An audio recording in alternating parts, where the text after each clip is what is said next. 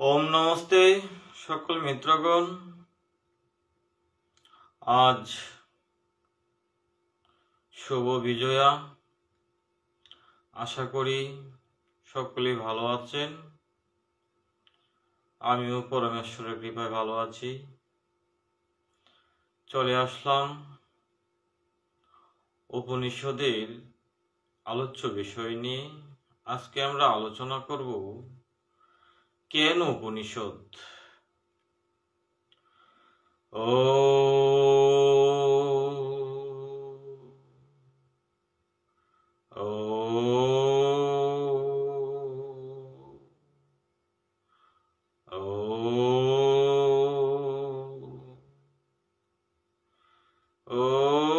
ओम ब्रह्मानंद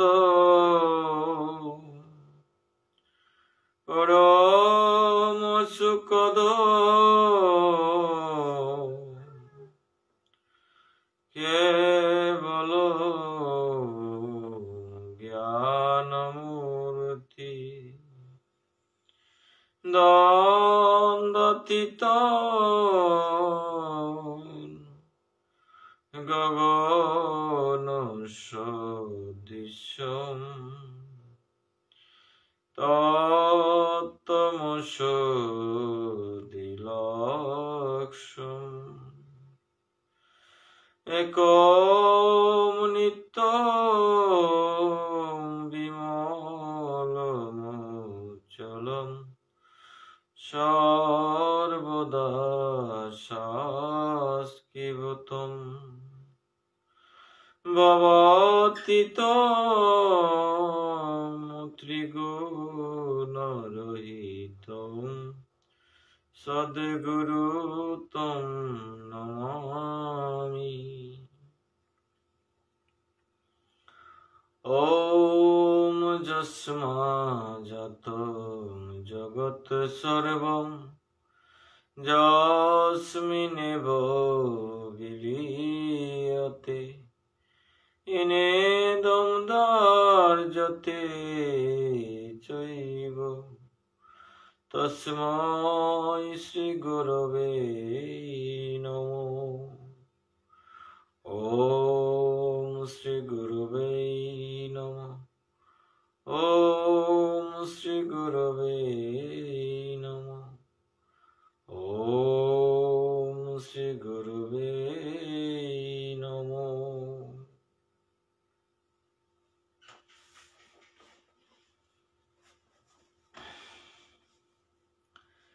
অথ কেন উপনিষদ ভাষ্যম। প্রথম খণ্ড। শরীরের সকল ইন্দ্রিয়ের রচয়িতা এবং তাদের আদি প্রেরক ব্রহ্মের বিষয়ে শিষ্য গুরুকে জিজ্ঞাসা করছেন। কি জিজ্ঞাসা করছেন? বলছেন কেনেসিতম পাততি প্রেষিতম মনঃ কেন প্রাণ প্রথম পৈতি যুক্ত কেনেসিতম বাচমিমাম বদন্তি চক্ষু প্রুক্তাম কৌ দেবয়ো পুনক্তি।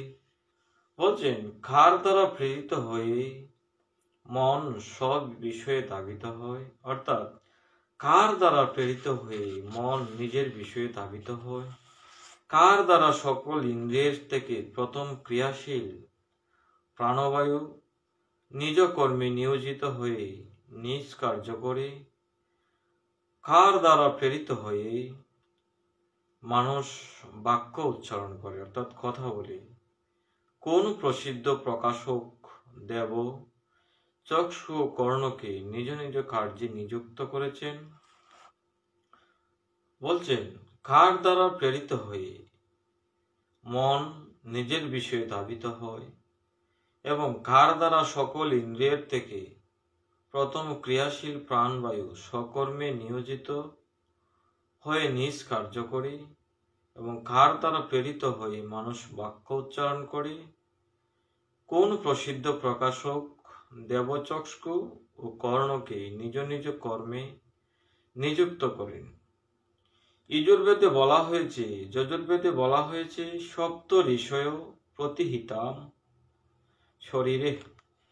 অর্থাৎ যজুর্বেদের 34তম অধ্যায়ের 55তম মন্ত্রে বলছেন, শরীরে নেত্রাদি পঞ্চ জ্ঞানেন্দ্রিয়, মন ও প্রাণ, এই সপ্ত ঋষি প্রত্যেকে নিজেদের কার্য করে থাকে। অর্থাৎ শরীরের নেত্রাদি পঞ্চ জ্ঞান ইন্দ্রিয়, মন ও প্রাণ, এই সপ্ত ঋষি প্রত্যেকে নিজেদের কার্য করে থাকে। আবার অথর্ববেদে বলা হয়েছে, অষ্টচক্রা নবদ্বারা দেবানাম পুরুয়ুধা। অর্থাৎ অথর্ববেদের 10ম কাণ্ডের 2 নং সূক্তের 31তম মন্ত্রে বলছে, 8টি চক্র ও 9টি দ্বার বিশিষ্ট এই শরীর দেবগণের অজয় নগরী। এছাড়া তাণ্ডব ব্রাহ্মণে বলা হয়েছে, নভা দেবানাম গ্রাম 692। এই মানব দেহের হল দেবগণের আবাসস্থল। এই মানব দেহটা হচ্ছে দেবগণের আবাসস্থল। এই প্রকারে উপনিষদের এই বাক্যে বেদের উপর্যুক্ত সপ্ত ঋষিকেই দেবতা বলা হয়েছে।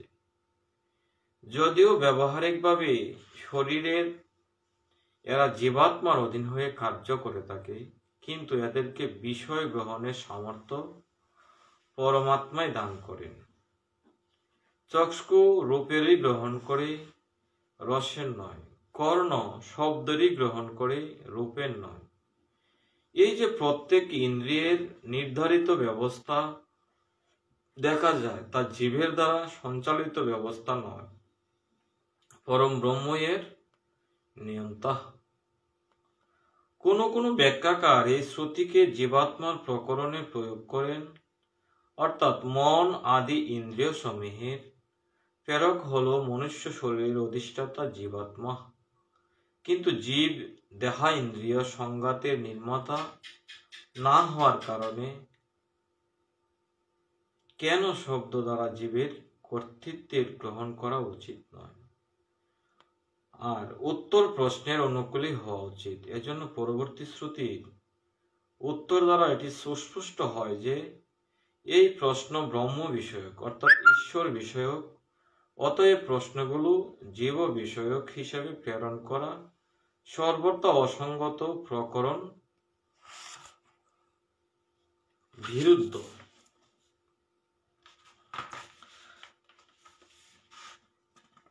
এখন শুরু প্রথম শ্রুতিতে শিষ্যের করা প্রশ্নের উত্তর, অর্থাৎ শিষ্য প্রশ্ন করেছিলেন, এখন গুরুদেব উত্তর দেবেন। বলছেন, শ্রুত্রস্য শ্রুতমম মনস মনোয়দ বাচঃ বচনম সয় প্রণস্য প্রাণ চক্ষুর চক্ষুরিরতিমুচ্ছদিরা প্রেতাস্মানু কাদ মিথ্যা ভবন্তি। বলছেন, যিনি কর্মেন্দ্রিয়ের শ্রবণ শক্তি দানকারী, মনের মনন শক্তি দানকারী, বাগিন্দ্রিয়ের বাক শক্তি দানকারী, প্রাণের প্রাণন শক্তি দানকারী, চক্ষুর দর্শন শক্তি দানকারী, নিশ্চিত রূপে তাকে জেনেই জ্ঞানশীল যোগীগণ সমস্ত ইন্দ্রিয় সুখ থেকে পৃথক হয়ে এই মৃত্যুলোক থেকে প্রস্থান করে মোক্ষ প্রাপ্ত করেন। অর্থাৎ এই সমস্ত সংসার ঈশ্বরের রচনা, কিন্তু মানবের শরীরের রচনা বড়ই আশ্চর্যজনক, যাকে মানুষ আজ পর্যন্ত সম্পূর্ণভাবে জানতে পারেনি। এই শরীরের প্রত্যেক ইন্দ্রিয়ই তাদের নির্ধারিত কার্য সম্পাদন করে থাকে, কিন্তু এই সকল ইন্দ্রিয়ের শক্তির উৎস একমাত্র পরমাত্মা বা ঈশ্বর। কেননা তিনি এই শরীরের দর্শন শক্তি, শ্রবণ শক্তি, মনন শক্তি, বাক শক্তি ও প্রাণন শক্তির দান করে থাকেন। এজন্য তাকে চক্ষু, সূত্র, মন, বাক ও প্রাণাদি নামেও ডাকা যায়। আর সেই পরম ব্রহ্মকে জানা এবং তার বিষয়ে বিবেচনা করা শুধুমাত্র মানব শরীরেই সম্ভব। কেননা মানব জীবনের লক্ষ্যই ব্রহ্মপ্রাপ্তি বা ঈশ্বর লাভ। যিনি ব্রহ্মকে এই সকল প্রাকৃতিক সাধন থেকে পৃথক জেনে প্রকৃতির বন্ধনে আবদ্ধ হন না, তারই সেই ব্রহ্ম সম্বন্ধে জ্ঞান প্রাপ্ত হয় এবং তিনি মোক্ষ লাভ করেন। বেদশাস্ত্রে স্পষ্টভাবে বলা হয়েছে, যজুর্বেদের 31তম অধ্যায়ের 18 নং মন্ত্রে বলছেন, তমেব বিদ্যা হতি মৃত্যুমিতি নান্য পন্থা বিদ্ধতে হনায়। বলছে সেই ব্রহ্মকে জেনেই জীব জন্ম মৃত্যুর চক্র থেকে মুক্ত হয়, এছাড়া মোক্ষ লাভের অন্য কোনো উপায় নেই।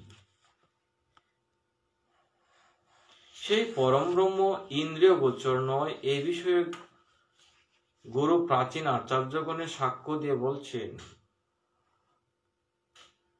না তত্র চক্ষুর গচ্ছতি না ভাগ গচ্ছতি ন মনো ন বিদ্যু ন বীজানিম যথৈ দশনু শিষ্যদ অন্ন দেবতধি দেবতাদদ অভিদিতাদদে ইতি শুক্রম পূর্বেশাম ইয়েনস্তম ব্যববেচস্কিরে। বলছেন সেই ব্রহ্ম পর্যন্ত চক্ষু পৌঁছাতে পারে না, অর্থাৎ তাকে দর্শন করতে পারে না, বাগিন্দ্রিয় তার সীমা বলতে পারে না, মন তাকে প্রাপ্ত করতে পারে না। আমরা সাধারণভাবে অথবা বিশেষভাবে এই ব্রহ্মকে জানি না। যেভাবে এই ব্রহ্মের স্বরূপ শিষ্যদের প্রতি উপদেশ করা যেতে পারে, সেই ব্রহ্ম ইন্দ্রিয় সমূহের দ্বারা জ্ঞাত বিষয় থেকে পৃথক এবং অজ্ঞাত বিষয়ের থেকেও পৃথক। যে সকল পূর্বজ আচার্যগণ আমাদের ব্রহ্ম বিষয়ে উপদেশ দিয়েছেন, তাদের নিকট আমরা এরূপ প্রবচনই শুনেছি। তো ব্রহ্ম নিরাকার, নির্বিকার ও অনন্ত হওয়ার কারণে তিনি অতীন্দ্রিয়। মন ও বাক প্রভৃতি ইন্দ্রিয় সমূহ তার সীমা জানতে পারে না। এখানে ব্রহ্মের বিষয়ে ভিদ্য বীজানিম এই উভয় ক্রিয়া দ্বারা এটি স্পষ্ট করা হয়েছে যে যখন আমরা কোনো বস্তুকে দূর থেকে দেখি, তখন অবয়ব বিভাগের জ্ঞান না হওয়ার কারণে সেই বস্তুর বিষয়ে অতি সামান্য জ্ঞান হয় এবং নিকটে যাওয়ার পরই অভয়ের বিভাগ পূর্বক যে জ্ঞান হয় সেটি হচ্ছে বিশেষ জ্ঞান। ব্রহ্ম অতীন্দ্রিয় হওয়ায় কারণে আমরা তাকে সামান্য বিশেষ উভয় প্রকারে জানতে পারি না। তাহলে ওই অনন্ত অসীম পরমাত্মার বিষয়ে আমাদের কিভাবে উপদেশ করা যেতে পারে? এই ব্রহ্ম বিদিত অবিদিত অর্থাৎ জ্ঞান ও অজ্ঞান থেকেও তিনি ঊর্ধ্বে। তাকে জ্ঞাত বলা মানে সীমিত করা, আর তাকে অবিদিত বা অজ্ঞাত বলা মানে তাকে অস্তিত্বহীন বলা। অতএব সেই ব্রহ্ম জ্ঞাত নয়, আবার তিনি অজ্ঞাত নন। তিনি বিদিত এই প্রকারে অতীতকালের প্রয়োগের বিষয় নন এবং তাকে পূর্ণরূপে জানা যেতে পারে না বলে ভবিষ্যতের বিষয়ও নন। অর্থাৎ আমরা ব্রহ্মের বিষয়ে এই ব্রহ্মকে আমি জেনেছি অথবা এই ব্রহ্মকে আমি জানবো এরূপ বলতে পারি না। তার জন্য তো বর্তমান কালের প্রয়োগই সার্থক, যে তাকে জানার জন্য প্রচেষ্টা করছি। কারণ ব্রহ্ম অনন্ত, তাকে যতই জানা যায় ততই কমতি থেকে যায়। প্রাচীন ঋষিগণ নিরভিমান হয়ে ব্রহ্মকে জানার জন্য নিরন্তর চেষ্টার রত থাকতেন। তাকে পূর্ণরূপে না জানতে পারাই হচ্ছে ব্রহ্মের মহত্বের দ্যোতক।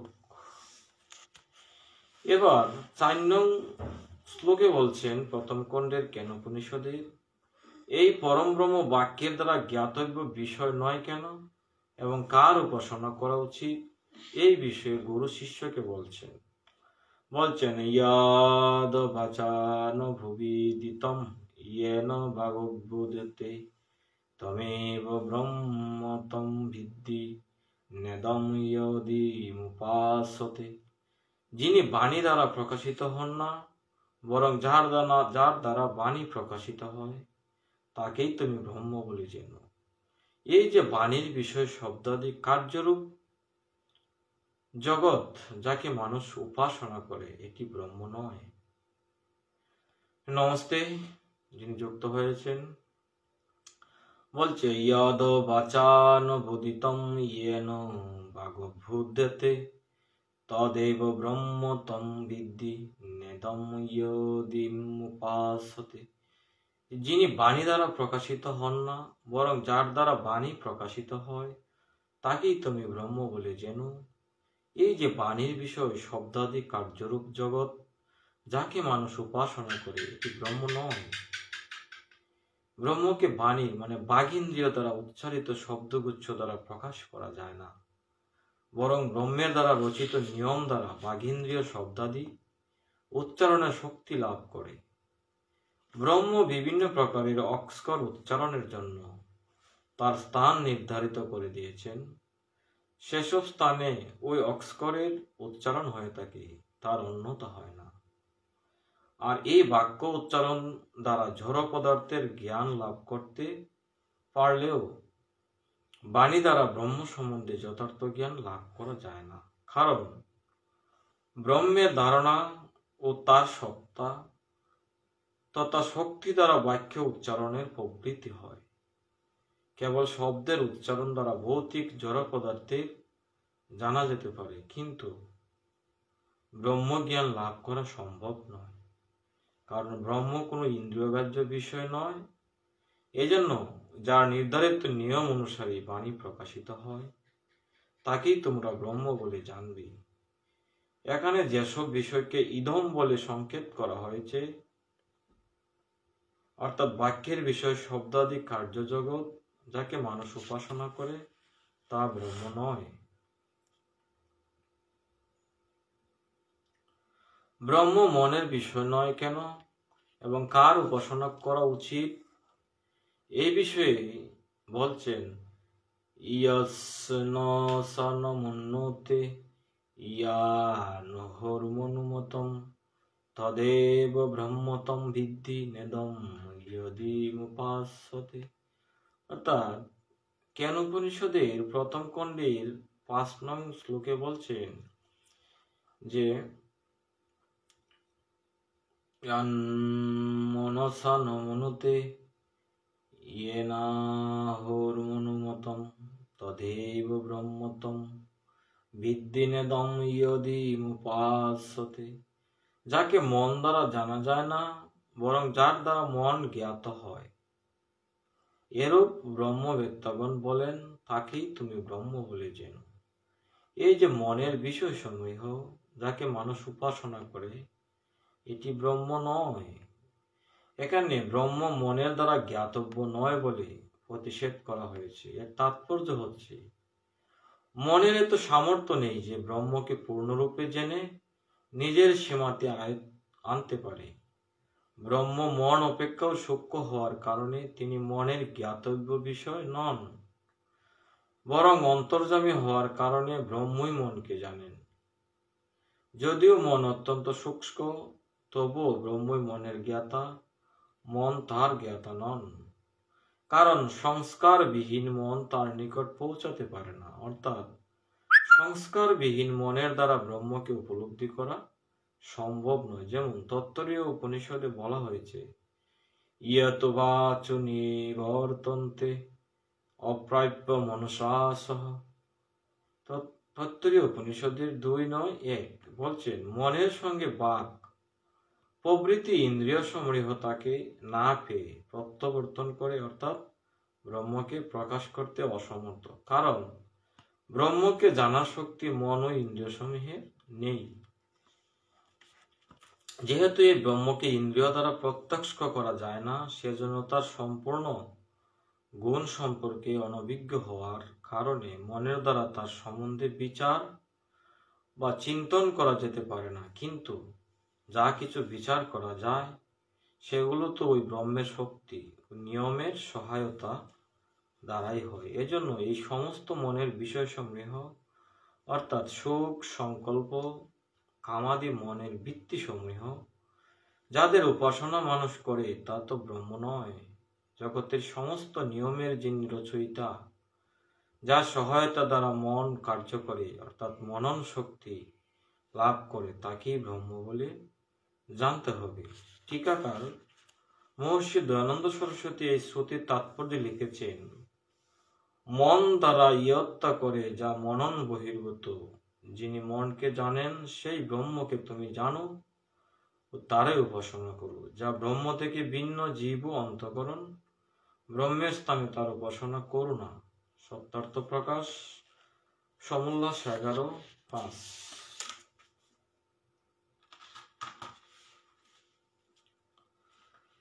তাহলে বন্ধুরা, আজকে এই পর্যন্তই। আগামী দিন, আগামী পর্বে আবারও আলোচনা হবে। আমরা জানবো ব্রহ্ম সম্বন্ধে, আমাদের বৈদিক ঋষিরা কি নির্দেশ করেছেন, কি মনন করেছেন। সেই পর্যন্ত ভালো থাকবেন। ওম